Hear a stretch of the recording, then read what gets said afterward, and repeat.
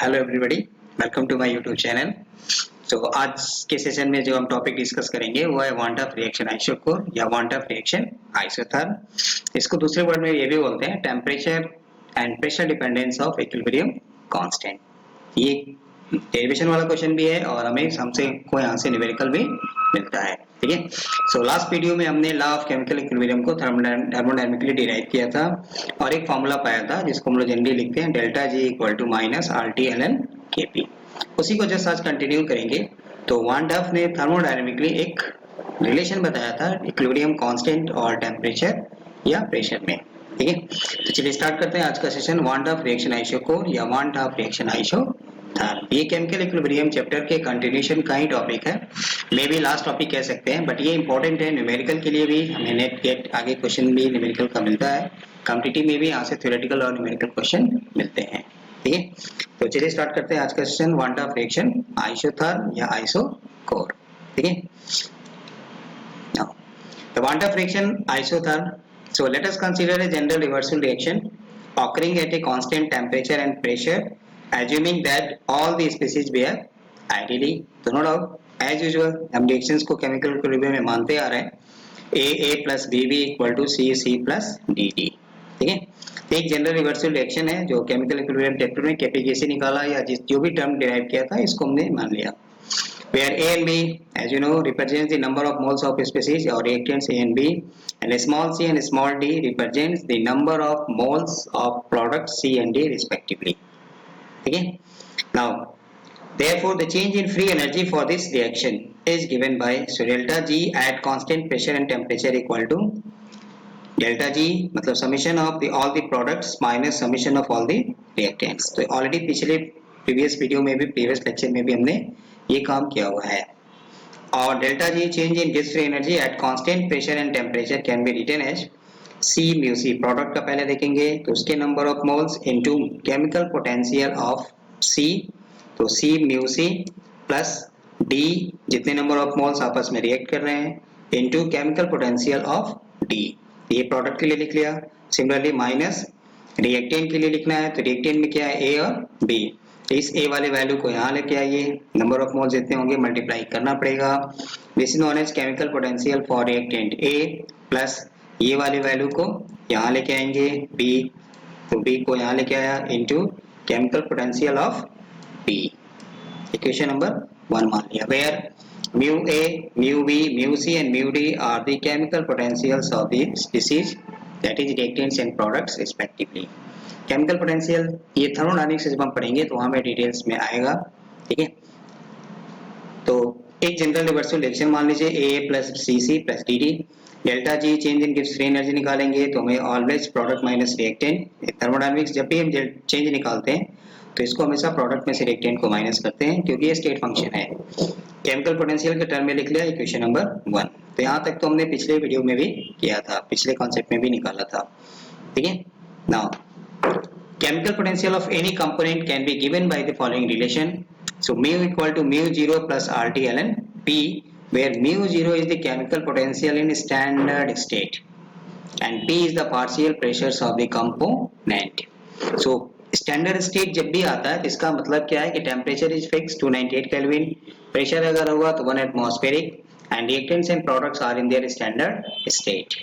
ठीक है, so chemical potential mu equal to mu 0 plus R T L N P.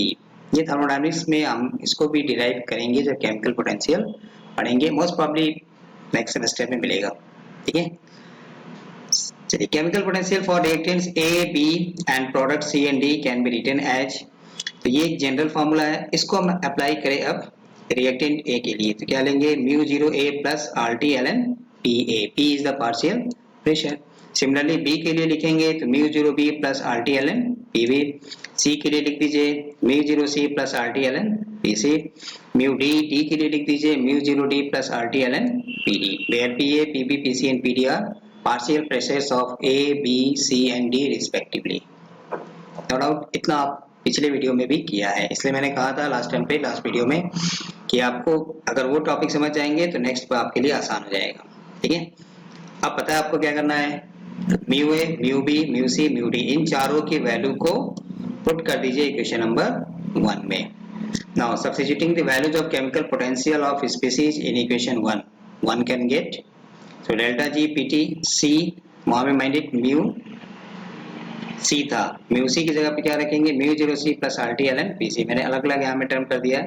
तो ये काम ऑलरेडी पिछले टॉपिक में कर चुके हैं, इसलिए मैंने यहाँ शॉर्ट में लिख दिया है। तो C mu zero C plus D mu zero D minus A mu zero A plus B mu zero B, ठीक है। तो इसको then R T L N वाले टर्म को एक साथ कर लिया, ठीक है। ये हमें क्या बता रहा है, स्टैंडर्ड स्टेट में गिव्स फ्री एनर्जी चेंज, इसलिए हमें जी जीरो प्रोडक्ट माइनस जी जीरो रिएक्टेंट, मतलब डेल्टा जी जीरो हो गया इन स्टैंडर्ड स्टेट, ठीक है, डेल्टा जी। और यहाँ में देखिए ये formula PCC P D T minus, तो एल एन का फॉर्मूला हमें पता है कि दो टर्म को मल्टीप्लाई करते हैं तो L N A into B को हम क्या लिखते हैं, L N A plus L N B, तो वही फॉर्मूला यहाँ पे यूज किया है। तो इसको हम लिख सकते हैं L N A plus L N B, या अगर प्लस में है तो इसको मल्टीप्लाई कर सकते हैं, नो डाउट, ठीक है। इसलिए यहाँ पे L N P C L N P D, इसकी जगह पे लिख लिया P C into P D की पावर डी, देखिए माइनस है तो ये नीचे आएगा, पी ए के पावर ए पी बी के power B, no problem. And this term is known as reaction quotient, इसलिए यहाँ पे लिख दिया क्यू पी, ठीक है। देखिए कंसंट्रेशन होता है तो यहाँ पे क्यू सी लेते हैं, बट यहाँ पे पार्शियल प्रेशर है इसलिए हमने यहाँ पे क्यू पी लिया, इक्वेशन नंबर 3, ठीक है। तो कुछ नहीं किया, एक जनरल रिवर्सिबल रिएक्शन लिया, A B B C C D D, delta G किस फ्री एनर्जी चेंज लिया, product minus reactant C mu C plus D mu D minus B A mu A plus B mu B, and then chemical potential का formula लिया standard state में, A B C D चारों की value को लिया, उन value को put करके सिंप्लीफाई कर लीजिए, ये आपको मिल जाएगा, ठीक है। तो ये ऑलरेडी हम लास्ट टॉपिक में कर चुके हैं, ठीक है। Where this term is known as reaction quotient QP. Equation 3 is known as want of reaction isotherm। देखिए अब इसको isotherm क्यों बोलते हैं, क्योंकि iso का मतलब होता है सेम और थर्म का मतलब टेम्परेचर, तो जहां में टेम्परेचर कांस्टेंट है उस प्रोसेस को बोलते हैं आइसोथर्मल प्रोसेस, इसलिए हमें टेम्परेचर इज कांस्टेंट। सो ये हमें क्या बताता है, it describes the dependence of delta G on partial pressures of the component in reaction mixture at constant temperature. So ये actually van't Hoff reaction isotherm, ये हमें क्या बताता है कि डेल्टा जी या चेंज इन फ्री एनर्जी और partial pressure में क्या रिलेशन है, डिपेंडेंस क्या है, कब, किस कंडीशन में, when temperature is kept constant, ठीक है। अब इक्विलिब्रियम की बात कर रहे हैं हम यहाँ पे, तो at equilibrium delta G equal to 0 करते आ रहे हैं, and QP is known as reaction coefficient is known as KP, equilibrium constant KP in terms of partial pressure. So we can write delta, एंड ये भी हमने पीछे लास्ट टाइम पे निकाला हुआ है, delta G 0 equal to minus RT ln KP, तो ये सारी वैल्यूज को यहाँ में पुट कर दीजिए, तो delta G 0 equal to delta G 0 की जगह पे ये रख दिया प्लस RT ln QP, या इसकी जगह पे हम KP भी लिख सकते हैं, ठीक है। So delta G 0 equal to minus RT ln KP, equilibrium पे है तो डेल्टा जी की वैल्यू 0 होगा, तो QP किसके बराबर हो जाएगा, KP के, ये फॉर्मूला हमको यहाँ पे मिल गया। ये एक रिलेशन है, delta G equal to delta G 0 भी आप कह सकते हैं प्लस RT ln QP, या इक्विलिब्रियम पे है तो QP की जगह पे KP। यहाँ से न्यूमेरिकल भी पूछता है, बहुत सारा क्वेश्चन यहाँ पे न्यूमेरिकल का भी है, ठीक है। चलिए want Hoff reaction isochore, temperature dependence of equilibrium constant, तो ये इंपॉर्टेंट है कि टेम्परेचर डिपेंडेंस मतलब इक्विलिब्रियम कांस्टेंट टेम्परेचर पे कैसे डिपेंड करेगा, तो या तो डेरिवेशन आएगा, सीधा सीधा क्वेश्चन पूछता है डिराइव करने के लिए, या उस फार्मूले से रिलेटेड न्यूमेरिकल, ठीक है। So for a reaction involving gaseous reactants and products in their standard state we have, तो ये फार्मूला पढ़ चुके हैं, डिराइव भी कर चुके हैं। So delta G 0 equal to minus RT ln KP, और वी कैन राइट T को आप यहाँ से डिवाइड ट्रांसफर कर दीजिए, तो delta G 0 by T equal to minus R ln KP, no problem, ठीक है। तो देखिए जब वांट ऑफ रिएक्शन आइसोकोर आपसे डिराइव करने के लिए पूछेगा, ठीक है, तब हमको डायरेक्टली यूजुअली इस रिएक्शन को डिराइव करने की जरूरत नहीं है, आप यहाँ से directly as a formula use कर सकते हैं। सो वी नो दैट करके, या we have delta G 0 equal to minus RT ln KP, T को इधर लेके आइए मतलब डिवाइड कर दीजिए, तो delta G 0 by T equal to minus R ln KP, question number 1। Now differentiating this equation with respect to temperature at constant pressure. ठीक है, अब हमको यहाँ हमने प्रेशर क्यों कांस्टेंट रखा है, क्योंकि हमें क्या निकालना है, टेम्परेचर डिपेंडेंस देखना है कि टेम्परेचर के साथ किस तरह वो चेंज होगा, वेरी करेगा। इसलिए यहाँ में हमने क्या किया, इसको विथ टेम्परेचर इसको डिफरेंशिएट किया एट कांस्टेंट प्रेशर। तो कर दीजिए, so del delta G zero divided by T with respect to del T at constant P. यहाँ से क्या मिलेगा, minus R universal gas constant तो बाहर आ गया। इसको डिफरेंशिएट करेंगे किसके रिस्पेक्ट में, टेम्परेचर, तो D L N K P by D T, equation number 2। ठीक है, now we know that from Gibbs Helmholtz equation, this is a very very important equation from thermodynamics, Gibbs Helmholtz equation. Later on बाद में हम इसको भी discuss करेंगे यहाँ पे वीडियो में भी। ठीक है, वन कैन राइट तो del del zero by D by T divided by del T, मतलब वेरिएशन ऑफ गेस free energy with temperature at constant pressure equal to minus del H zero by T square, इसको बोलते हैं Gibbs-Helmholtz equation. ठीक है, 3। अब देखिए, अब इन दो इक्वेशन को कंपेयर करिए, तो now we can write from equation 2 and 3 left hand side दोनों का सेम है, ये भी बता रहा है del del zero by T with respect to temperature at constant pressure equal to minus R D L N K P D T, और Gibbs Helmholtz equation से क्या आता है, minus del H zero by T square. तो दोनों को equal कर दीजिए, क्योंकि लेफ्ट हैंड सेम है तो राइट हैंड भी सेम होगा, तो सेम कर दिया, तो यहाँ से हमें एक फॉर्मूला मिल गया। ठीक है, देखिए ये शॉर्टकट है, एक और तरीका है इसको डिराइव करने का। ठीक है, बट ये शॉर्टकट है, वहां भी आपको गिब्स-हेल्महोल्ट्ज इक्वेशन यूज करना है, तो बेटर है कि डायरेक्ट यूज कर ले। ठीक है, सो यहाँ से हमें मिल गया D L N K P by D T equal to del H zero by R T square. ठीक है, now this equation is known as van't Hoff equation. तो ये जो इक्वेशन डिराइव किया था, this equation 4 is known as van't Hoff equation. Since delta H for a chemical reaction does not vary appreciably with change in partial pressures of the reactants and product. Therefore, delta H 0 मतलब standard state can be replaced by delta H. यहाँ हम ये assume करते हैं कि ये जो क्या होता है, generally partial pressure change करने के साथ change नहीं होता है। ठीक है, so del H 0 या not भी इसको कहीं पढ़ते हैं, del H 0 या not को हम उसकी जगह पे क्या लिख सकते हैं, del H, simply enthalpy change del H. So dln kp by dt equal to del H by RT square, ये भी हमारा एक वन हाफ इक्वेशन हो गया। ठीक है, सो H0 जो होता है, सिंस डेल्टा H मतलब enthalpy change for a chemical reaction does not vary appreciably with change in partial pressures of reactants and products, मतलब ये एज्यूम कर लेते हैं कि इसकी वैल्यू जो होती है वो कांस्टेंट होती है। ठीक है, इसलिए H0 की जगह पे हम डेल्टा H भी ले सकते हैं। वैसे आप डेल्टा H0 भी लिखेंगे तो इट डज नॉट मैटर, कोई बहुत फर्क नहीं पड़ेगा।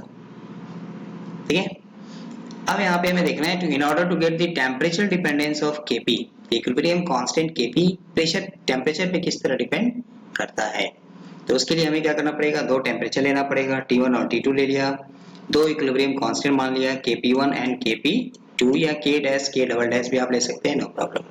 ठीक है, तो अब इसको इंटीग्रेट कर दीजिए, तो एक इक्विलिब्रियम कांस्टेंट K1 K2, ठीक है, DLN Kp1, टेम्परेचर हमने दो ले लिया, T1 T2, एज्यूमिंग दैट कि डेल्टा H एंथैल्पी चेंज जो होता है वो does not vary appreciably during this temperature change. So T1 T2 पे भी एंथैल्पी क्या है, कांस्टेंट है, इसलिए इसको कांस्टेंट है तो बाहर कर लिया, R तो वैसे ही कांस्टेंट है, तो dt by t square. Integrate करिए तो upper limit minus lower limit D ln cancel हो जाएगा, ln Kp2 by Kp1 equal to, ये कांस्टेंट बाहर आ गया, यहाँ से करेंगे -1 by T2 plus 1 by T1, minus को चेंज कर लीजिए। ठीक है, तो T2 minus T1 by T1, T2 ln Kp2 by Kp1 equal to delta H by R S1, इस ln को log में चेंज करेंगे तो 2.303, यहाँ भी ln फॉर्मूला में आता है, जनरली हम उसको log में चेंज करते हैं, log का मतलब बेस 10 होता है, यहाँ में बेस 10 आएगा, और इस ln का मतलब क्या होता है, नेचुरल लॉग जिसको बोलते हैं बेस e। सो ln जो होता है और log में ये रिलेशन है, तो ln इक्वल टू 2.303 log, मतलब जो भी हम वैल्यू लॉग में लेंगे वो उसमें 2.303 से मल्टीप्लाई करेंगे तो हमको वो वैल्यू ln में मिलेगा। ठीक है, जैसे मिनट, सेकेंड, आवर, तो 1 आवर मीन्स 60 मिनट्स, 1 मिनट मतलब 60 सेकेंड। तो यूनिट सेम है बट सिर्फ वैल्यू का फर्क है। ठीक है, तो वही चीज यहाँ पे, तो इसको बोलते हैं नेचुरल लॉग, इसका बेस e होता है और ये लॉग जो होता है बेस 10 होता है। तो इसको चेंज कर लिया तो ये हमें मिल गया वांट ऑफ इक्वेशन। तो ऑब्जेक्टिव में आपको ऐसे लिख के पूछता है which one is want of equation। तो just like Arrhenius equation, chemical kinetics में पढ़ते हैं ना आरएनएस इक्वेशन, तो इसी तरह का ये भी एक फॉर्मूला है। तो वहां में log k2 by k1 delta h की जगह पे क्या आता है एक्टिवेशन एनर्जी। आरएनएस इक्वेशन की बात करेंगे तो यहाँ में एक्टिवेशन एनर्जी आ जाएगा divided by 2.303 r t2 minus t1 by t1 t2। ठीक है, so this is integrated form of want Hoff equation. ये भी वांट ऑफ है, ये भी वांट ऑफ है, नो डाउट, बट ये इसका इंटीग्रेटेड फॉर्म है। दो टेम्परेचर आपको देगा तो न्यूमेरिकल के लिए डेल्टा एच निकालना है या k1 k2 वैल्यू निकालेगा। It is assumed that delta H0 remains constant over the temperature range from T1 and T2, तो इसलिए हम इसको जनरली कांस्टेंट मानते हैं कि ये वेरी नहीं करता है। ठीक है, अब देखिए, अब यहाँ से हमें डिपेंडेंस देखना है। तो फर्स्ट केस मान लेते हैं when delta H equal to 0। ये थ्योरेटिकल क्वेश्चन ऑब्जेक्टिव के लिए यहाँ से, मतलब थर्मो न्यूट्रल रिएक्शन बोलते हैं इसको थर्मोडायनेमिक्स में, neither heat is evolve nor absorb, ना हीट लेगा ना देगा।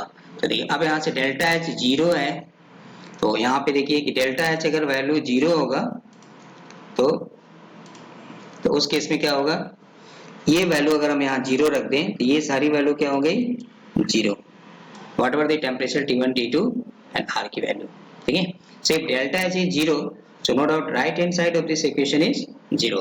तो 0 होने से Kp1 Kp2 minus log Kp1 equal to 0, ये तभी पॉसिबल है जब ये दोनों आपस में क्या है बराबर हो।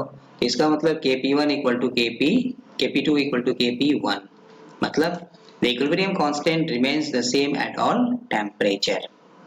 So for thermoneutral reactions, equilibrium constant does not depend on temperature। तो टेम्परेचर आप बढ़ाइए या घटाइए उसकी वैल्यू वही रहेगा। ठीक है, चलिए second case, when delta H is positive, तो पॉजिटिव मतलब endothermic reactions, no doubt. So delta H positive है तो इसको बोलते हैं इंडोथर्मिक रिएक्शन। देखिए अब पॉजिटिव है तो वही फॉर्मूला यहाँ पे, तो ये पॉजिटिव है, T2 is greater than T1, तो ये डिफरेंस भी पॉजिटिव आएगा, R की वैल्यू भी पॉजिटिव है। So right hand side of this equation is always positive when del H for endothermic reaction delta H is positive। तो जब ये पॉजिटिव है तो log Kp2 minus log Kp1 equal to positive, which is only possible when Kp2 is greater than Kp1। क्योंकि ये difference positive आ रहा है, difference positive आने का मतलब है कि ये वाली वैल्यू ज्यादा होगा इससे और ये वाली वैल्यू कम होगा। ठीक है, मतलब क्या हो गया, equilibrium constant increases with rise in temperature for endothermic reaction. ये याद रखना है, एंडोथर्मिक रिएक्शन के लिए ही इक्विलिब्रियम कांस्टेंट टेम्परेचर बढ़ाने से बढ़ेगा। ये ऑब्जेक्टिव में हमें क्वेश्चन मिलता है। ठीक है, चलिए थर्ड केस कर दीजिए, when delta H is negative, मतलब एक्सोथर्मिक रिएक्शन। तो जब ये माइनस है तो देखिए फिर वही इक्वेशन, ये नेगेटिव आएगा, T2 माइनस T1 पॉजिटिव आएगा, T1 T2 का प्रोडक्ट पॉजिटिव आएगा, R की वैल्यू पॉजिटिव आएगा। तो व्हाटएवर द वैल्यू जो भी होगा इनका ये साइन क्या आएगा माइनस, क्यों, क्योंकि delta H is negative for exothermic reaction. तो जब ये नेगेटिव है तो उस केस में क्या आएगा, log Kp2 minus log Kp1 is negative, that is Kp2 minus Kp1 equal to negative. It means कि इसकी वैल्यू क्या होगी, बोलिए, इसकी वैल्यू कम होगी, इसकी वैल्यू ज्यादा होगी। तो बड़े में से छोटे को माइनस करते हैं तो पॉजिटिव आता है, बड़े को अगर छोटे से माइनस करेंगे तो नेगेटिव आएगा। तो ये वैल्यू अगर ज्यादा है तो पॉजिटिव होगा, दैट इज एंडोथर्मिक का केस।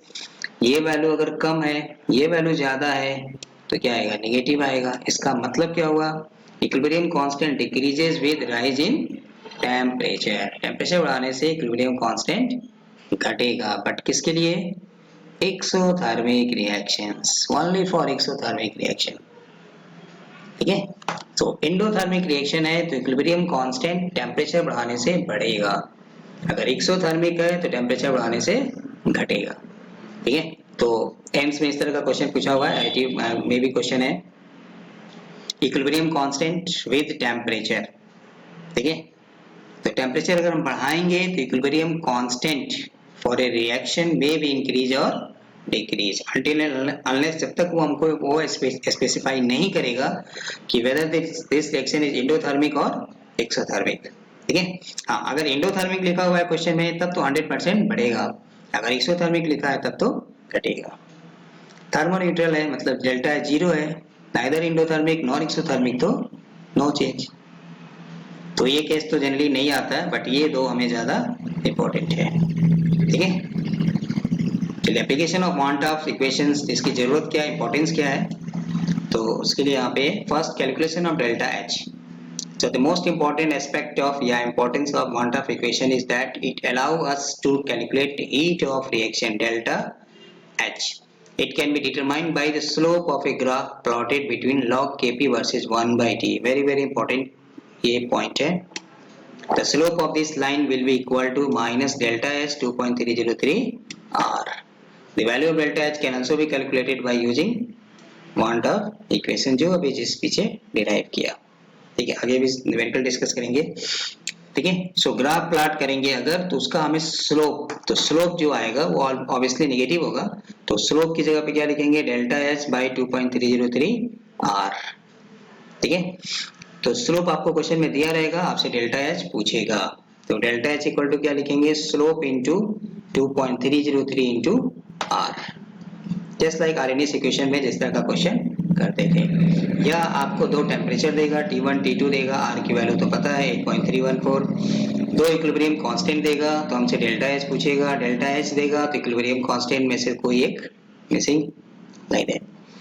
सेकेंड एप्लीकेशन है, the heat of solution of a substance and heat of dissociation of a weak electrolytes can also be determined by using this equation. तो भी हम मतलब एंथैल्पी चेंज निकाल सकते हैं किसी रिएक्शन का या प्रोसेस का, ठीक है। तो सबसे इंपॉर्टेंट एप्लीकेशन इस क्वांट ऑफ रिएक्शन इक्वेशन का क्या है कि इससे हम एंथैल्पी चेंज डेल्टा एच निकाल सकते हैं। तो दो तरीका है, या तो आपको ग्राफ का क्वेश्चन देगा तो ग्राफ प्लॉट किया, ठीक है, किसके किसके बीच में 1 बाई टी और ln की या log kp, देखिए ln लिखा रहेगा तो 2.30 नहीं आएगा, तो log kp में ग्राफ प्लॉट किया, ठीक है। तब उस केस में क्या होता है, ये इन्वर्टेड स्लोप ऐसे आएगा, इसका जो स्लोप आएगा वो किसके बराबर होगा, इसके बराबर होगा, जैसे आरएनएस इक्वेशन में करते हैं, ठीक है। या फिर आपको दो टेम्परेचर देगा, T1 T2, डेल्टा एच देगा तो K1 K2 पूछेगा, K1 K2 दिया रहेगा तो डेल्टा एच पूछेगा, ठीक है। चलिए नेक्स्ट टॉपिक इसमें पढ़ते हैं, pressure dependence of equilibrium constant. तो क्या इक्विलिब्रियम कांस्टेंट प्रेशर पे डिपेंड करता है, ठीक है। देखिए फर्स्ट पॉइंट यहाँ पे कह सकते हैं, for ideal gases both Kp and Kc do not depend on pressure, that is they do not very with pressure. तो प्रेशर को चेंज करने से इक्विलिब्रियम कांस्टेंट पे कोई भी फर्क नहीं पड़ता, किसके लिए, फॉर आइडियल गैसेस, ठीक है।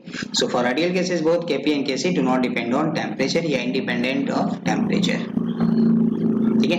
चलिए बाकी केस के लिए देखते हैं। So we know that ln Kp equal to minus delta G0 by RT, कहाँ से आया, तो जो फॉर्मूला पीछे डिराइव किया था, delta G0 equal to minus RT ln Kp, तो इसको यहाँ से लिख दिया। अब हमें क्या निकालना है, इसको प्रेशर डिपेंडेंस देखना है, तो प्रेशर डिपेंडेंस देखना है तो डिफरेंशिएट करेंगे, बोलिए किसके रिस्पेक्ट में, विद प्रेशर, किसमें, एट कांस्टेंट टेम्परेचर। तो ये ध्यान देना है कि जिसके रिस्पेक्ट में निकालना है, जैसे पीछे मैंने टेम्परेचर डिपेंडेंस अभी डिस्कस किया वांटा, तो हमें क्या किया था, with respect to temperature differentiate किया था, प्रेशर को कांस्टेंट रखा था। यहाँ में हमें प्रेशर की डिपेंडेंस देखना है तो टेम्परेचर को कांस्टेंट रखना होगा, क्योंकि स्टेट वेरिएबल्स बोलते हैं इनको, और ये हम अर्ली क्लासेस से पढ़ते आ रहे हैं, Boyle's law, Charles law, grams law, Avogadro's law, ठीक है। तो इसलिए किसी एक को कांस्टेंट करके तब हम दूसरे के साथ वेरिएशन देखते हैं। सो कर दीजिए, d ln Kp by dP at constant T equal to, temperature constant है, R कांस्टेंट है तो बाहर आ गया, ठीक है। ये हो गया d del G0 by del P at constant T equal to 0। क्यों, क्योंकि since delta G0 being the free energy change under standard conditions is independent of pressure, at the given temperature. तो टेम्परेचर कांस्टेंट है तो del ये standard state में है, तो ये जो वैल्यू होती है वो प्रेशर पे डिपेंड नहीं करता। ठीक है, तो ये और भी क्लियर हो जाएगा जब हम थर्मोडायनेमिक्स में gives free energy standard state में पढ़ेंगे, केमिकल पोटेंशियल पढ़ेंगे। ठीक है, under standard conditions is independent of pressure at A given temperature. It depends only on temperature. Temperature he constant है तो इसकी वैल्यू कांस्टेंट रहेगा, तो जब ये कांस्टेंट रहेगा तो जीरो हो गया। इसको जीरो से मल्टीप्लाई, मतलब जीरो से किसी भी नंबर को मल्टीप्लाई करेंगे तो क्या मिलेगा, जीरो। जीरो आने का मतलब क्या है कि केपी प्रेशर पे डिपेंड नहीं कर रहा है। ठीक है, इसलिए बोलते हैं मैथमेटिक्स कभी झूठ नहीं बोलता, या एंटी नाना जब तक हम उसको मैनिपुलेट ना करें। So KP will also be independent of pressure. ठीक है, क्योंकि इसकी वैल्यू जीरो आ रहा है, जीरो आने का मतलब क्या है कि कांस्टेंट टर्म को डिफरेंशिएट करते हैं तो वो जीरो मिलता है मैथमेटिकली। तो ये जीरो आने का मतलब हो गया कि ये केपी प्रेशर के साथ वेरी नहीं कर रहा है, मतलब KP will also be independent of pressure. Similarly, we have the following relations Kp equal to Kc RT की power delta n, no doubt पढ़ते आ रहे हैं। चलिए इसको भी ln taking log on both sides, ln Kp equal to ln Kc plus power वाला नीचे आ जाएगा प्लस डेल्टा n RT। अब हमें Kc का निकालना है इसलिए Kc को हमने इधर ले लिया, Kp को ट्रांसफर कर दिया तो minus del n ln RT। ठीक है, अब Kc का हमें वेरिएशन देखना है प्रेशर के साथ, तो कर दीजिए differentiating it with respect to pressure at constant temperature. तो ln Kc का प्रेशर के साथ किया at constant temperature, ln Kp by Kp at constant temperature minus del n बाहर हो गया, d ln RT by dP at constant temperature. देखिए temperature constant है तो इसकी वैल्यू, ये तो कांस्टेंट है तो बाहर आ जाएगा, प्रेशर के साथ चेंज नहीं होगा, तो ये आ गया जीरो। और ये तो यहाँ से ही जीरो आया था तो ये भी जीरो है, ये भी जीरो है, मतलब ये भी क्या हो गया, जीरो। जीरो होने का मतलब does not depends on pressure। ठीक है, so since both the terms on the right hand side of this equation are independent of pressure at constant temperature, so we may conclude that Kc is also independent of pressure। ठीक है, so overall यहाँ से हमें क्या मिल गया कि Kp और Kc pressure पे डिपेंड नहीं करता है। ठीक है, टेम्परेचर पे डिपेंड करता है और उसके लिए हमने वांट ऑफ रिएक्शन आइसोथर्म या आइसोकोर पढ़ा। ठीक है, चलिए तो कॉन्सेप्ट को थोड़ा और क्लियर करने के लिए कुछ वर्कआउट एग्जांपल्स लेते हैं। The equilibrium constant Kp for a reaction is 3.0 at 400 degree Celsius and 6.0 at 500 degree Celsius. Calculate the value of enthalpy change for the reaction। तो जो एप्लीकेशन में हमने पढ़ा कि इसका इंपॉर्टेंस क्या था वांट ऑफ का, तो it allows us to calculate the enthalpy change delta H। ठीक है, तो बस तो देखिए एक टेम्परेचर आपको दिया है 400 डिग्री सेल्सियस, माइंड इट हमें को केल्विन में कन्वर्ट करना पड़ेगा क्योंकि यहाँ में कैपिटल T है, तो रख दीजिए 273 ऐड कर दिया 673 केल्विन आ गया। दूसरा टेम्परेचर क्या दिया है 500 डिग्री सेल्सियस, इसको भी केल्विन में चेंज कर लिया तो 273 ऐड कर लिया 773। ठीक है, टेम्परेचर बढ़ाने से बढ़ रहा है तो साइन हमें पता होगा कि क्या आना चाहिए, delta H should be positive. ठीक है, तो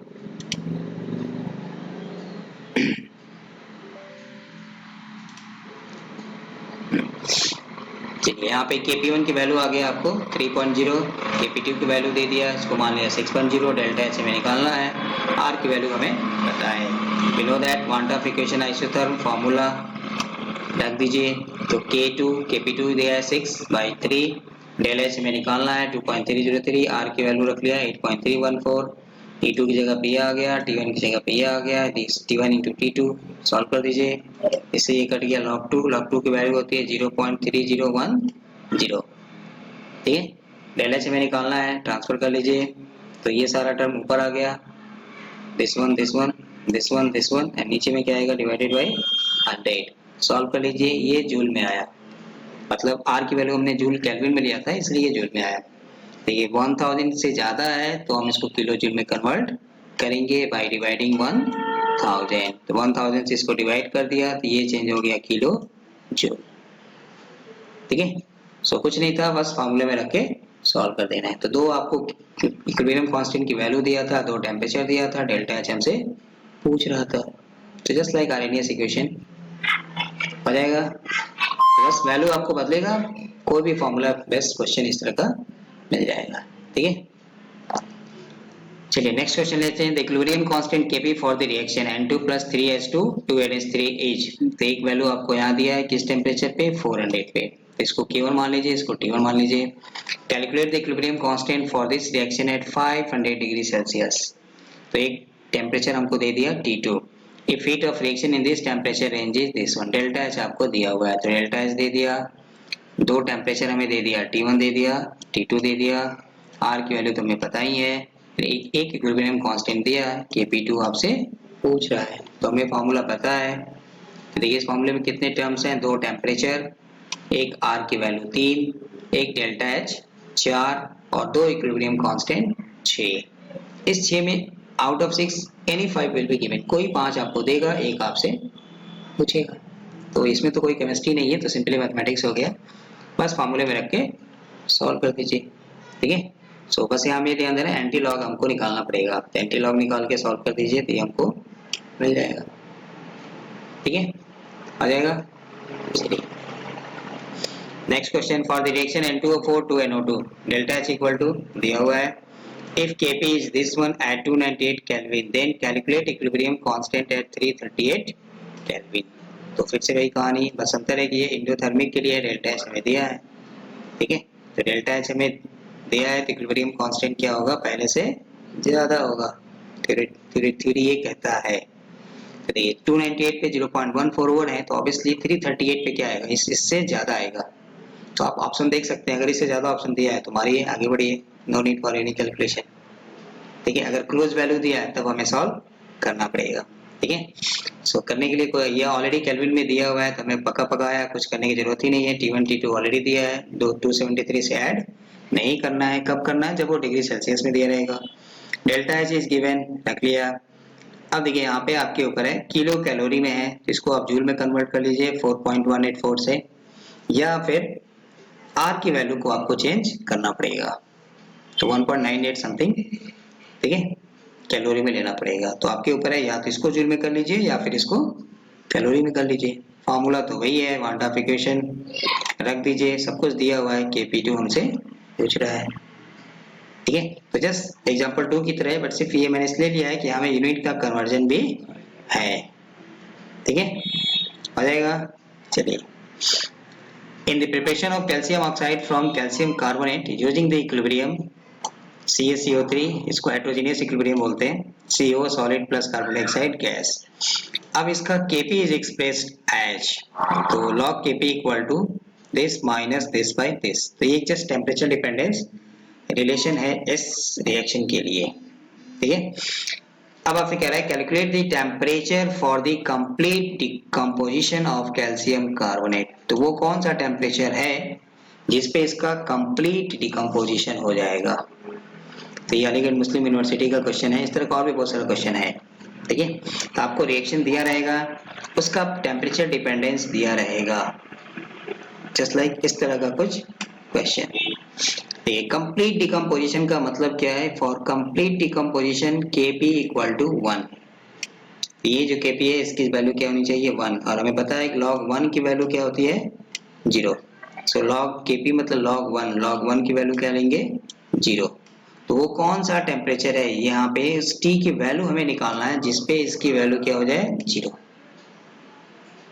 ठीक है, तो इसलिए मैंने log Kp की जगह पे क्या ले लिया, 0, इक्वल टू जो लिखा है आपने वो ले लिया, माइनस 8500 बाई टी।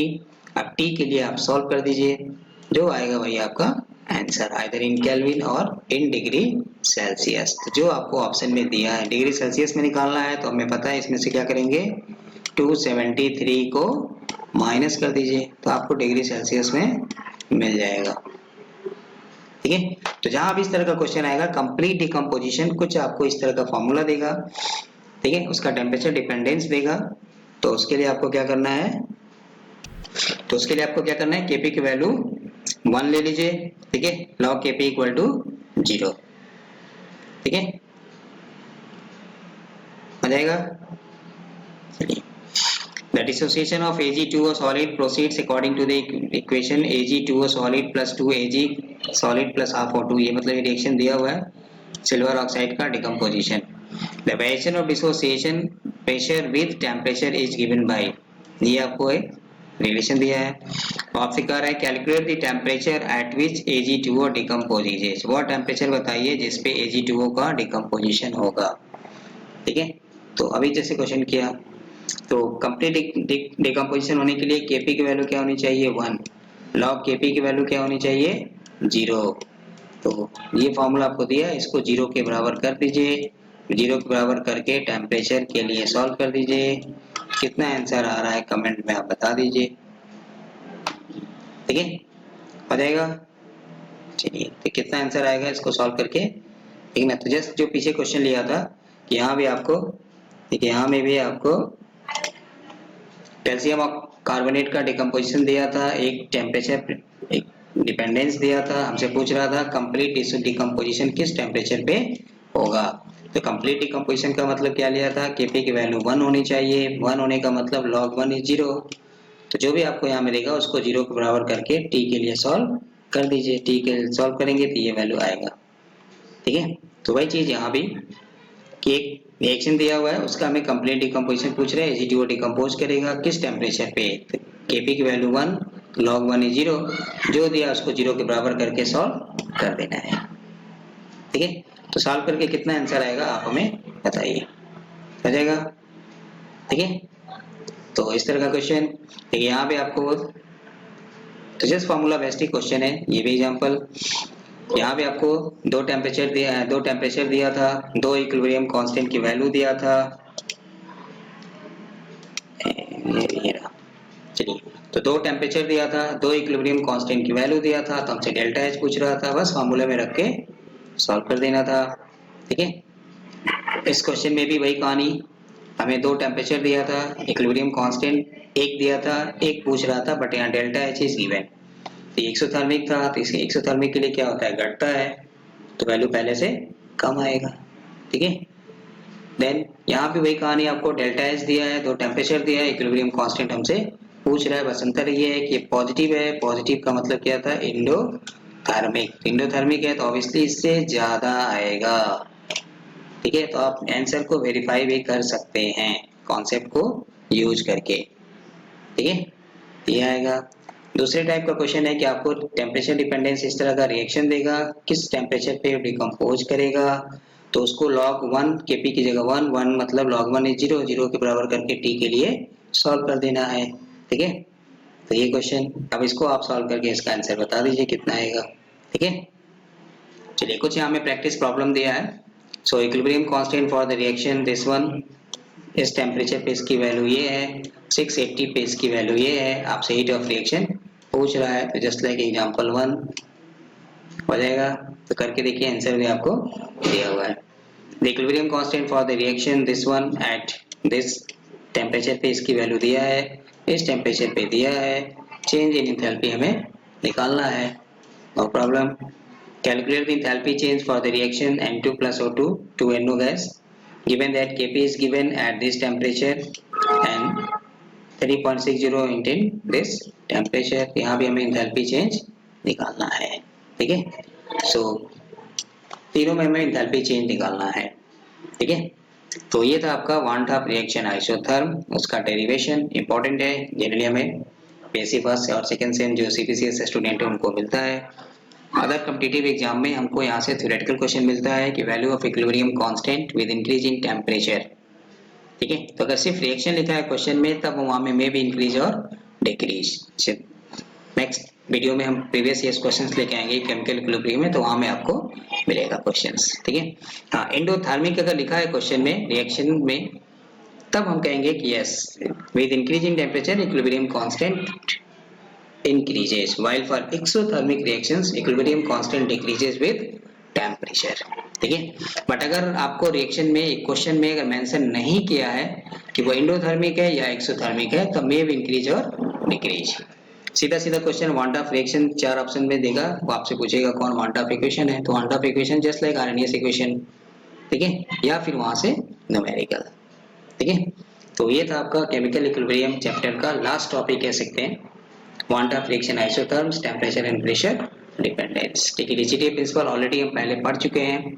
ठीक है, कपलिंग रिएक्शन भी पढ़ चुके हैं, उसका इंपॉर्टेंस भी पढ़ा था, thermodynamically law of mass action को डिराइव भी किया था तो वो भी पढ़ चुके हैं, केपी केसी का रिलेशंस भी पढ़ चुके हैं। ठीक है, तो ये आप से कह सकते हैं कि आप इस सेशन में आपका केमिकल इक्विलिब्रियम चैप्टर फिनिश्ड होता है। ठीक है, आपको पिछला वीडियो है, टॉपिक को देखिए, अगर कोई भी डाउट है ठीक है तो आप वहां पे अपना क्वेश्चंस अपने टॉपिक को अपने डाउट को रेज कर सकते हैं। ठीक है, न्यूमेरिकल भी मैंने डिस्कस किया है, प्रैक्टिस प्रॉब्लम भी आपको दिया है, तो आप प्रैक्टिस प्रॉब्लम पे जाइए, पहले न्यूमेरिकल को थॉरली करिए, कॉन्सेप्ट को देखिए, देन प्रैक्टिस प्रॉब्लम को सॉल्व करिए। अगर आपको आंसर कुछ और आता है, मैंने जो रिपोर्ट किया मैच नहीं कर रहा है, या जो भी आपको प्रॉब्लम है, तो आप कमेंट बॉक्स में ठीक है कुछ भी पूछ सकते हैं। ठीक है, तो चलिए नेक्स्ट वीडियो में इस पूरे केमिकल इक्विलिब्रियम का एक प्रीवियस ईयर्स क्वेश्चंस जो भी है उसको लेके आएंगे, तो और भी आपको कॉन्सेप्ट क्लियर हो जाएगा। ठीक है, तब तक के लिए मस्त रहिए, स्वस्थ रहिए, पढ़ते रहिए, वीडियो को लाइक करते रहिए, शेयर करते रहिए, कोई भी डाउट हो तो पूछते रहिए। ठीक है, सो मिलते हैं नेक्स्ट वीडियो में, तब तक के लिए bye, thank you for watching.